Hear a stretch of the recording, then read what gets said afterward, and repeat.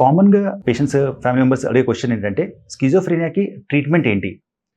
Schizophrenia అనేది ఒక న్యూరోబయాలజికల్ condition. అంటే మన బ్రెయిన్‌లో ఉన్న కెమికల్ ఇంబాలెన్స్ వల్ల వచ్చే ఒక జబ్బు. మన బ్రెయిన్‌లో రకరకాలుగా కెమికల్స్ అలాకెళ్ళి ఒకటి డోపమైన్, గ్లూటామేట్ అనేది ఉంటుంది. ఈ డోపమైన్ లెవెల్స్ ఇంక్రీజ్ అయినప్పుడు మనిషికి స్కిజోఫ్రెనియా లాంటి సింప్టమ్స్ అనేది కనిపిస్తది. సో కరెంట్ హైపోథెసిస్ ఏందంటే, hyper dopaminergic state causes schizophrenia. So treatment of స్కిజోఫ్రెనియాలో మనము చేసే ట్రీట్మెంట్‌లో ఈ ఇంక్రీజ్ అయిన డోపామైన్ లెవెల్స్‌ని తగ్గించే ప్రయత్నం చేస్తాం. సో కామన్‌గా ఈ జబ్బుకి మనం మెయిన్ ట్రీట్మెంట్ మొడాలిటీ అంటే మెడిసిన్స్. దాన్ని యాంటీ సైకోటిక్ డ్రగ్స్ అంటాం. ఇలా ఫస్ట్ జనరేషన్, సెకండ్ జనరేషన్స్ అట్లా డిఫరెంట్ టైప్స్ ఆఫ్ మెడిసిన్స్ ఉంటాయి. ఇప్పుడు ఉన్న కొత్త మెడిసిన్స్‌ని సెకండ్ జనరేషన్ మెడిసిన్స్ అంటాం. ఈ సెకండ్ జనరేషన్ మెడిసిన్స్‌లో అంతకుముందున్న మెడిసిన్స్‌కి సైడ్ ఎఫెక్ట్స్ కావచ్చు, అవి చాలా తక్కువగా చూస్తాము. ఎఫికసీ చాలా ఇంప్రూవ్ అయింది. సో ఈ ఇల్నెస్‌ని మనం చాలా బెటర్‌గా దాన్ని అడ్రెస్ చేసే అవకాశం మనకు ఉంది. స్కిజోఫ్రెనియాలో మనం మెడిసిన్ స్టార్ట్ చేసినాక ఒక డోస్‌ని స్టార్ట్ చేసి గ్రాడ్యువల్‌గా డోస్‌ని మనం ఆప్టిమైజ్ చేస్తాం. అంటే ఇంక్రీజ్ చేసుకుంటూ వెళ్తాం till we reach the target dose. Medicine start చేసినాక మనకి ఒక 1 వీక్ 10 డేస్ తర్వాత నుంచి ఇంప్రూవ్‌మెంట్ స్టార్ట్ అయ్యి అట్‌లీస్ట్ ఒక 3 to 4 వీక్స్ పడుతుంది. ఇదొక ఇంపార్టెంట్ ఇన్ఫర్మేషన్. ఏది మనం ఇనిషియల్ డేస్‌లోనే పేషెంట్, ఫ్యామిలీ మెంబర్‌కి ఇవ్వాల్సిన అవసరం ఉంది. ఎందుకంటే మిగిలిన జబ్బుల్లాగా ఒక 1-2 డేస్‌లో మనకి ఇంప్రూవ్‌మెంట్ కనిపించకపోవచ్చు. పేషెంట్ ఎక్స్‌పెక్ట్ చేస్తుండొచ్చు ఇంప్రూవ్‌మెంట్ వస్తదని. బట్ అట్‌లీస్ట్ ఒక కపుల్ ఆఫ్ వీక్స్ టైం పడుతుంది అన్నది విషయం మనం ముందే చెప్తే పేషెంట్స్ ఎక్స్‌పెక్టేషన్‌ని అడ్రెస్ చేసిన వాళ్ళం అవుతాం. ఈ మెడిసిన్స్ స్టార్ట్ చేసినాక ఇంప్రూవ్‌మెంట్ వచ్చినాక మనము ఇంకోటి చెప్పాల్సిన విషయం ఏంటంటే, అక్యూట్ సింప్టమ్స్ తగ్గిన తర్వాత మనకి నెక్స్ట్ మెయింటెనెన్స్ ట్రీట్మెంట్ అనేది స్టార్ట్ అవుతది. అంటే పేషెంట్ సింప్టమ్స్ తగ్గే వరకు ఇచ్చే మెడిసిన్స్‌ను దాన్ని అక్యూట్ ఫేజ్ ఆఫ్ ట్రీట్మెంట్ అంటాం. ఒకసారి సింప్టమ్స్ తగ్గిపోయింది, అక్కడి నుంచి మనం ఒక కోర్స్ లాగా కంప్లీట్ చేయాల్సిన అవసరం ఉంది. ఈ ట్రీట్మెంట్‌ని మెయింటెనెన్స్ ట్రీట్మెంట్ అంటాం. అక్యూట్‌లో పనిచేసిన మెడిసిన్సే మెయింటెనెన్స్‌లో వాడతాం. మేబీ డోస్ కొంచెం అడ్జస్ట్ చేస్తాం కానీ మెయింటెనెన్స్ ట్రీట్మెంట్ కూడా కంటిన్యూ చేయాలి. చాలా మంది పేషెంట్స్ సింప్టమ్స్ తగ్గిపోగానే మెడిసిన్స్ ఆపడం అనేది చేస్తారు. Because of N number of reasons. Symptoms తగ్గిపోయినాయని కొందరు, సైడ్ ఎఫెక్ట్స్ వస్తున్నాయని కొందరు, ఫ్యామిలీ మెంబర్స్ వద్దన్నారని కొందరు, వీళ్ళ మిస్కన్సెప్షన్స్ వల్ల. కానీ ట్రీట్మెంట్‌లో అక్యూట్‌తో పాటు మెయింటెనెన్స్ మీద కూడా అంతే ఇంపార్టెన్స్ ఉంది. మెయింటెనెన్స్ ట్రీట్మెంట్ కంప్లీట్ చేసినాక ఆ కోర్స్ ఆఫ్ ట్రీట్మెంట్ ఏది ఉంటుందో అది మీ డాక్టర్ గారితో డిస్కస్ చేసినాక పూర్తిగా కోర్స్ కంప్లీట్ చేస్తే మంచిది.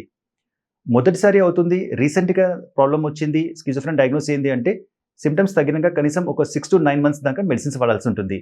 కానీ కొన్ని కేసెస్‌లో చాలా సంవత్సరాల నుంచి ఈ ప్రాబ్లమ్ ఉన్నప్పుడు మెయింటెనెన్స్ ట్రీట్మెంట్ అనేది ఇంకా కొంచెం చాలా సంవత్సరాలు దాకా నడుస్తుంటుంది. పేషెంట్స్‌కి ట్రీట్మెంట్ స్టార్ట్ చేసినాక ఇంప్రూవ్‌మెంట్ వచ్చింది, ట్రీట్మెంట్ కంప్లీట్ చేసాం, మళ్ళీ ట్రీట్మెంట్ ఆపేసినాక మళ్ళీ సింప్టమ్స్ రిలాప్స్ అవుతాయి. అలాంటప్పుడు ఈ పేషెంట్‌కి మనం అంతకు ముందు కన్నా కొంచెం ఎక్కువ డ్యూరేషన్ మెడిసిన్స్ వాడాల్సిన అవసరం ఉంది. అలాగని ఈచ్ కేస్ డిఫరెంట్ ఉంటుంది. ఒక కేస్‌ని ఇంకో కేస్ మనం రెప్లికేట్ చేయలేము. Each case multiple risk factors ఉంటాయి. ఆ రిస్క్ ఫ్యాక్టర్స్ అని ఐడెంటిఫై చేసి ఏది బెటర్ ట్రీట్మెంటో అది మన డాక్టర్‌తో డిస్కస్ చేస్తే మంచిది. ట్రీట్మెంట్ మెడిసిన్స్ అయినా ఇంకేమైనా ఉందంటే, ఇప్పుడు మనం ఈ స్కిజోఫ్రెనియాలో పేషెంట్‌కి నాకు ప్రాబ్లమ్ ఉందన్న అవగాహన అనేది ఉండదు. మెడికల్‌లో దీన్ని మేము ఇన్సైట్ అని అంటాం. ఇన్సైట్ అంటే awareness into the illness. So ఇప్పుడు నాకు ఈ ప్రాబ్లమ్ ఉందన్న గుర్తించలేకపోతే నేను మెడిసిన్స్ ఎందుకు ఏసుకోవాలి అన్న క్వెషన్ పేషెంట్స్ ఊకే అడుగుతుంటారు. సో కానీ మనకు తెలుసు మెడిసిన్స్ వాడకుండా ఈ ట్రీట్మెంట్ దీన్ని మనం కరెక్ట్ చేయలేం. సో అలాంటప్పుడు ఏ మెడిసిన్స్ మనం ఓరల్‌గా ఇస్తున్నామో అన్నిటికి కొన్ని మెడిసిన్స్‌కి మనకి డిపో ఇంజెక్షన్స్ అనేవి అవైలబుల్ ఉన్నాయి. ఇవి ఏంటంటే మనం ఒకసారి ఇస్తే ఆ మెడిసిన్స్ డైలీ కొంచెం కొంచెం బ్లడ్‌లో రిలీజ్ అవుతుంటుంది. కొన్ని 2 వీక్స్‌కి ఒకసారి ఇవ్వాలి, కొన్ని 1 మంత్ ఒకసారి ఇవ్వాలి. ఇలా కొన్ని డిపో ప్రిపరేషన్స్ అవైలబుల్ ఉన్నాయి. ట్రీట్మెంట్ నడుస్తుంటే పేషెంట్ సింప్టమ్స్ తగ్గుతుంటే ప్రాబబ్లీ ఇన్సైట్ అనేది డెవలప్ అవుతది. రెగ్యులర్ ఫాలోఅప్‌లో మనం కౌన్సెలింగ్ ద్వారా కూడా పేషెంట్‌కి ఆ ఇన్సైట్ డెవలప్ చేయడానికి ట్రై చేస్తాం. ఒకసారి ఇన్సైట్ డెవలప్ అయినాక అప్పుడు మనం depending upon patient's condition, patient's acceptance, ఓరల్‌లా, డిపోనా, బోత్ ఓరల్ అండ్ డిపోనా దాని మీద డిస్కస్ చేయొచ్చు. థర్డ్ ట్రీట్మెంట్ మోడాలిటీ అంటే ఈస్ మోడిఫైడ్ ఈసీటీ అంటే modified electro convulsive therapy. Common lay లాంగ్వేజ్‌లో అంటే షాక్ ట్రీట్మెంట్ అని అంటాం. ప్రతి కేస్‌కి మనం ఈసీటీస్ అనేది సజెస్ట్ చేయము. కానీ కొన్ని కేసెస్‌లో ఇక్కడ ఇండికేషన్స్ ఉన్నాయి. ఏంటా ఇండికేషన్స్? సింప్టమ్స్ తీవ్రంగా ఉన్నాయి, సివియర్ సింప్టమ్స్ ఉన్నాయి, చాలా సంవత్సరాల నుంచి సింప్టమ్స్ ఉన్నాయి కానీ మెడిసిన్స్ రెస్పాండ్ రావట్లేదు.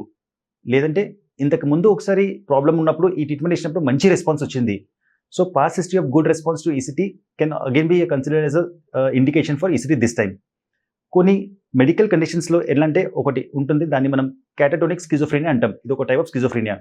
ఇలాంటి types they respond well to ECTs than medicines. అలాంటప్పుడు లేదంటే కొన్ని కండిషన్స్ ఎక్కడ మనకి ఇమ్మీడియేట్ రెస్పాన్స్ కావాలి, రీసెంట్గా ఇంటర్వ్యూకి వెళ్ళాలి, లేకపోతే ఎగ్జామ్స్ ఉన్నాయి, లేదా ప్రెగ్నెన్సీ అన్న కండిషన్ ఉంది, ఇలాంటప్పుడు మెడిసిన్స్ ఎక్కడ మనకి టైం పడుతుందో రెస్పాన్స్ రావడానికి, అలాంటప్పుడు మనం ఈసీటీస్ని కూడా ఆఫ్ చేసుకోవచ్చు. సో సిమ్టమ్స్ తీవ్రంగా ఉన్నప్పుడు, symptom long duration of illness ఉన్నప్పుడు, previous good response to ECT, కొన్ని ఇల్నెస్ కండిషన్స్లో, లేదంటే అక్యూట్ మనకి ఇమీడియట్ రెస్పాన్స్ రావాలి, ఇలాంటి కొన్ని ఇండికేషన్స్ అన్ని ఉన్నప్పుడు ఫ్యామిలీ మొత్తం డిస్కస్ చేసి ఎక్స్ప్లెయిన్ చేసి మనం ఈ ఆప్షన్ కూడా సెలెక్ట్ చేసుకోవచ్చు. ఈసీటీస్ అన్నది it's not a cure for schizophrenia. ఇప్పుడున్న సిమ్టమ్స్ని తొందరగా తగ్గిస్తానికి మాత్రం హెల్ప్ చేస్తుంది. ఈసీటీస్ వాడిన తర్వాత కూడా ఆ ఇంప్రూవ్మెంట్ని మనం మెయింటైన్ చేయాలంటే మెడిసిన్స్ లేకపోతే డిపో ఇంజెక్షన్స్ ఎలా అవసరం ఉంటుంది. సో ఈసీటీ ట్రీట్మెంట్లో medicines plus depot plus ECTs, ఈ మూడిట్లోకి వెళ్ళి which are is useful for the patient మనం కన్సిడర్ చేస్తాం.